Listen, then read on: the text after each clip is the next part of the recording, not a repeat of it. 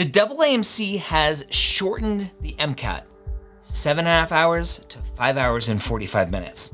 3 start times, 6:30 a.m., 12:15 p.m., 6 p.m. They've shortened the lunch to 10 minutes. Lots of changes for those of you who will be and can be taking the test at the end of May through September, at least right now. As we're recording this, as this is coming out, that's the newest information we have. Today, we're gonna talk about what I would have done, what I think maybe the AAMC can still do, and what I think you should do if you are pondering whether or not you should take the exam this cycle. What's up, guys? My name is Dr. Ryan Gray here on the Medical School Headquarters YouTube channel. Thank you so much for joining me, especially right now with this topic that we're covering today. A lot of students are angry, a lot of students are excited, and everything in between. Don't forget to hit that subscribe button to get notified of more great videos here every week. So the AAMC on Friday afternoon, right before they close, dropped the bomb that they've shortened the MCAT. They have added multiple testing times per day. They added 3 dates to the schedule, all to try to make up for the lost, canceled MCAT dates and times that have previously happened or previously been missed because of COVID-19. Now, let me start off right off the bat. Why didn't they add more dates? Right? That's a question that every student is asking. They don't own the testing centers. Pearson has the contract. So Pearson, the way it typically works is Pearson pays the AAMC to say, hey, we want your students testing at our centers. So Pearson pays the AAMC to do that, right? It's like Pizza Hut being the official pizza of the NFL.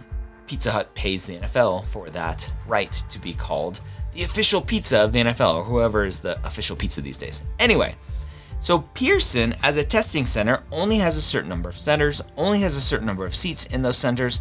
And with COVID-19, with social distancing likely still in effect as we move forward, they're going to be even more limited on the number of seats that they can fit, on the number of people, butts that they can fit in each testing center every day.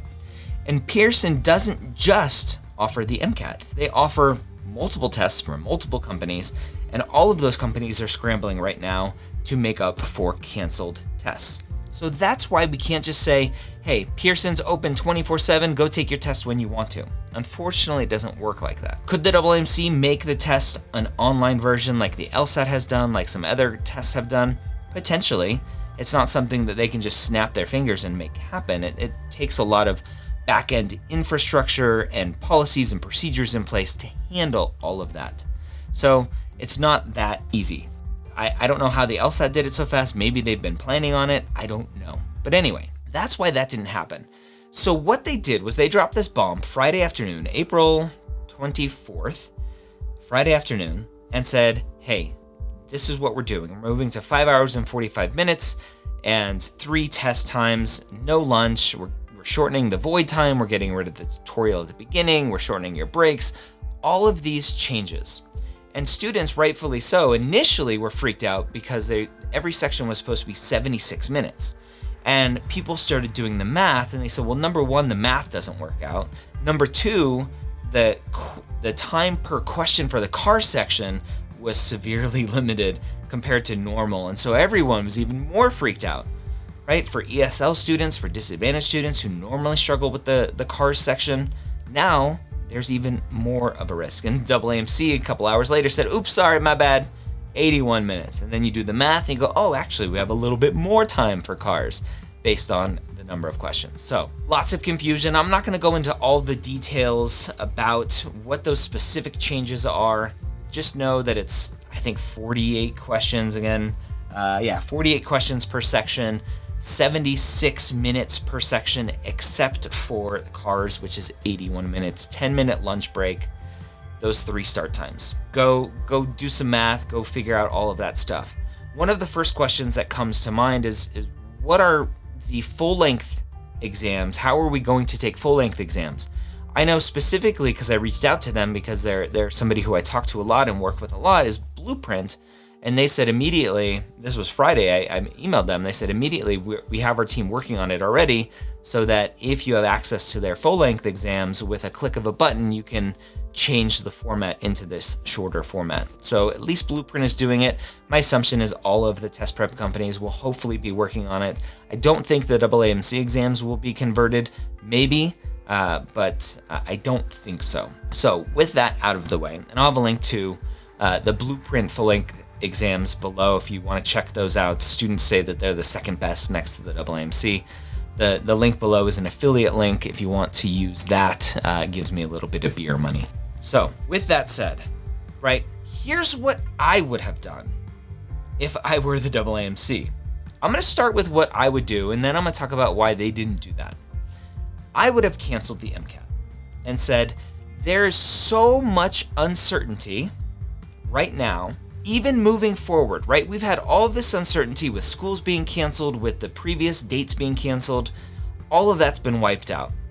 If I knew for sure that everything would be fine moving forward, then I would say, you know what, let's move to this new format, these new times and everything, great. But there's still so much uncertainty that they're just hoping and praying. They're moving, right? So they got my AirPods here. They're moving. Okay, here's the new time we're gonna open up. Oh shoot. Oh, there's the new time we're gonna open up. Oh, there's the new time we're gonna open up. Right? As far as dates, we don't know. Right? This virus is controlling everything right now, all the way down to a city level, a town level. If a state opens up, like I'm in Colorado, our state opens up tomorrow as I'm recording this. Boulder County, where I live, Denver, has said, you know what, we're not opening. I don't care what the state says. Our data says that we shouldn't open yet.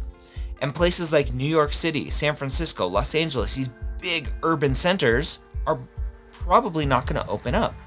Now, right now, the can is kind of kicked to May 15th, but that may go on longer. That May 29th date may be gone. What are we going to do then? The June dates, some of those may be gone in some cities. What does the AAMC do then? Don't know. I would have canceled it. And I would have canceled it because I think it's the right thing to do, because there's so much uncertainty in everyone's life right now that it would just be the kind thing to do. Now, I know a lot of you are going to be like, Dr. Gray, that's just ridiculous. That's just not how the world works. We want to be doctors and we need to suck it up. And I get that mentality. But there are some times where you go, you know what? I just want to be held right now and rocked, right? I want to be comforted. And right now potentially is one of those times. And let me tell you why. The MCAT, while medical schools like it and use it, right? I had Dean Rivera from NYU, the Dean of Admissions at NYU. I had him on the podcast. They love the MCAT. They use it as the great equalizer. The data shows that it's not a great equalizer for those who are disadvantaged, those coming from those who are minority students. It's not a great equalizer. They really struggle with it, data-wise, like big picture-wise. So I don't know how NYU is using that data. Maybe they have some of that built into their algorithms. I understand how it theoretically levels the playing field, and I agree that we should have something like the MCAT in the future moving forward. I don't think we should get rid of it altogether. I think we should get rid of it for this cycle. And the AAMC tells everyone, you know what, we're just not going to transmit MCAT scores this cycle. That's what I think they should do. The problem with that is the medical schools will go, okay, we'll adjust our admissions processes this cycle. But now we have a huge data set of schools using non-MCAT criteria for admissions, and they can compare it to years where they're using the MCAT as part of their criteria, and theoretically, potentially, they go, oh, the MCAT actually wasn't that important to getting a solid class, to making sure that the students we have selected are passing step 1 or getting great scores or passing step 2 wherever step 2 is in the future, right? Are finishing medical school in 4 years, are not dropping out, are not failing out, right? That's the argument for why we use the MCAT. Number 1, it levels the playing field so that everyone is taking theoretically the same test, and a 4.0 from one school is different than a 4.0 from another school, or 3.8, whatever, right? It levels the playing field. but it also hurts a lot of people in general, right? Non-COVID related times, it hurts a lot of people. I understand, right? I understand that getting rid of the MCAT this cycle will hurt a lot of you. Will hurt a lot of you who are hoping to use the MCAT to improve a low GPA, who have already crushed the MCAT in January to overcome a low GPA. I understand that it hurts a lot of you, but I still think it's the right thing to do this cycle. Now, let me tell you why I don't fault the AAMC for not getting rid of it, right? They need to continue this idea that the MCAT is very, very important. And a lot of medical schools think it is very, very important, and that's okay. We don't have enough data to show that it's not important from an admission standpoint. A lot of you will go, well, the MCAT helps show who's going to do well on step one. And I will tell you, no, it doesn't. There's no data that strongly shows MCAT correlation to step one scores. And now that step one is going past fail, that's going to be even a harder argument to make. So we don't have really solid data on that. We have some studies that show, maybe there's some weak correlation here. Remember, correlation, not causation. Good test takers are going to be good test takers no matter what. So like 520 MCAT scores, 270 step one scores, 260 step one scores. Those kind of anecdotal numbers are always going to be there because good test takers are going to be good test takers. So why did they continue with this new format with going to 3 times a day and everything else? Well, number one, it's because they need to fit in a lot more students for those test dates that were canceled so the students can take the MCAT and apply to medical schools, because we need students applying to medical schools. The medical schools need students applying to medical schools. The medical schools use this secondary money and some part of the primary application money to fund their admissions departments. At the end of the day, this comes down to money. And it's not a bad thing, it's just the way it is. It's just the way our world works. It comes down to money. The admissions departments at most medical schools, I would say most, I don't have a specific number off the top of my head from data and from research, but most medical schools use the money from secondary application fees to fund the admissions department. So the people that you are emailing and calling and complaining about, their pay and the funding for that department comes from secondary SA fees. So we need students applying to medical schools. Now, theoretically, if the MCAT said, we just don't have dates and times, so sorry, you can't apply to medical school this year if you can't take the MCAT, then all of that money, all of that revenue is lost. Medical schools can't handle that, especially with the world in general right now. A lot of medical schools are losing money anyway because a lot of them are affiliated with the hospitals. The hospitals are losing tons of money, right? Who thought our healthcare infrastructure would crumble because of a pandemic, right? Hospitals are empty right now because of a pandemic. Doesn't make sense, but that's just the way it is. You can go watch other videos for that. So that's number one. The medical schools need the money from students applying to medical schools. Again, it's not wrong. That's just the way it's set up. And number two, the AAMC needs your money. Well, they don't need it, right? They have lots of money in the bank. They could go a cycle without making money from the MCAT and be plenty okay. But they won't do it because the potential in the long run is that medical schools go, oh wait, the MCAT is useless. We don't need it. We don't need it to select a great class. We don't need it to show us who's going to be a good student, who's going to finish medical school, who's going to do well on step 1, step 2, step 3, etc. That's the risk long term. So that's why the AAMC is not canceling the MCAT. And I don't expect them to, right? I'm not sitting here asking you to go petition the AAMC to get rid of the MCAT. That's not what I'm asking you to do. I'm just giving you my random thought that that's what I would have done if I was in charge. This cycle only. And then moving forward, I would continue to look at the MCAT and really try to improve it. Number one, from a socioeconomic standpoint, from a disadvantaged standpoint, from a minority standpoint, make it so that the data shows that no matter who you are, where you come from, you will do well on the test. Right now, that data is horrible, and I don't see them doing much about it. So moving forward, again, I'm not advocating that we get rid of the MCAT. I think we do need something that levels the playing field, right? Nobody is sitting here saying we need to get rid of the SAT. I don't know the SAT numbers in depth well enough to show that there's disadvantage and minority issues with the SAT. My assumption is there probably are, just because there's systematic biases and racism built into the systems and processes that we have in this country. We need to continue to improve that. And it can start here right now with the MCAT. So no MCAT, that would be my choice. Obviously it's not going away.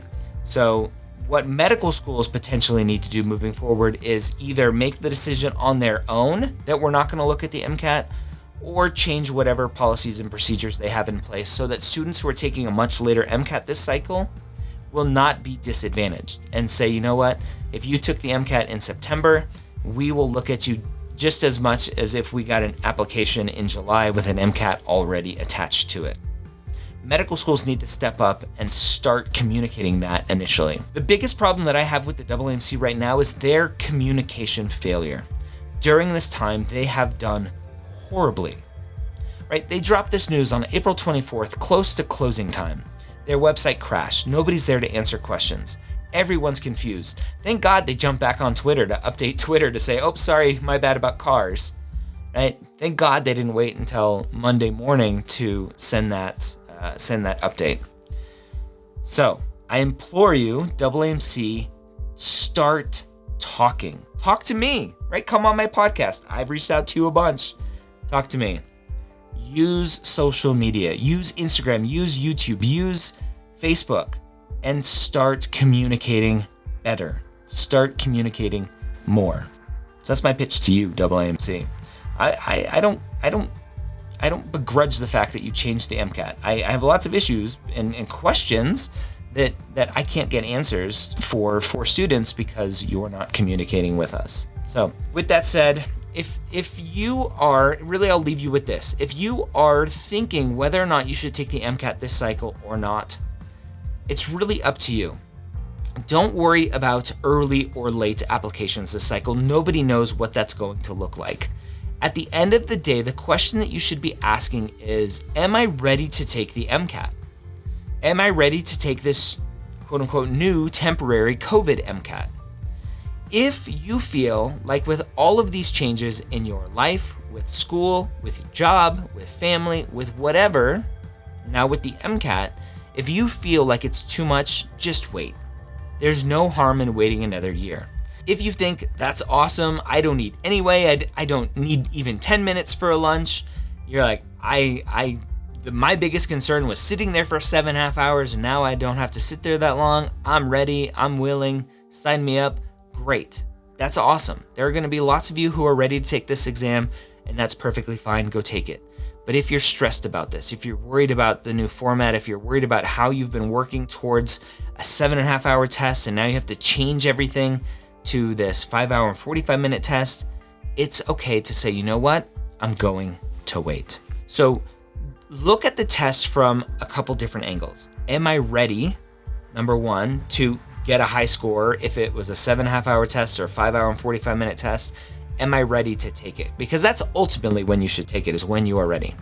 And number two, am I confident enough in my anxiety, my stress, my whatever, to sit down and take this new format and still be okay with it? Don't look at it from am I early, am I late? Because nobody knows what that looks like this cycle. So don't worry about it from that angle. And my plea for some of you is, if you're planning on applying next year, as this video comes out, to start medical school in 2022, don't take the MCAT this cycle just to quote unquote take advantage of this shorter MCAT. Let the students who need to take it. Don't jump in and try to take advantage of this situation. I know some of you will. I can't stop you. I wish the AAMC would come out and actually have a policy to say, you know what, this May to September time block is specifically only for students applying this cycle. I wish they would do that. I don't know if they have the power to, or from a legal standpoint, they want to go there. But if you're applying next cycle, do me a favor, please, and let the students who need to take the exam take the exam. For the night owls who want to take the 6 p.m. exam, don't go and take that 6 o'clock slot and now they have to take a 6:30 a.m. time. Please just be kind to your fellow pre-meds out there. I'll leave you with that, right? Just be kind to each other. Everyone is going through something different, right? I love something. I saw it online somewhere that said everyone's saying we're all in the same boat, and it's just not true. We're all in different boats going through the same storm. Some of you may have very stable home lives, which is awesome. Some of you may be living in a car watching this on your phone right now. Some of you may be in an abusive household at home right now. If you need help, reach out to me through either my website or through comments on YouTube, wherever. Reach out to your friends, reach out to your family, reach out to your advisors, reach out to me. We're all here for you.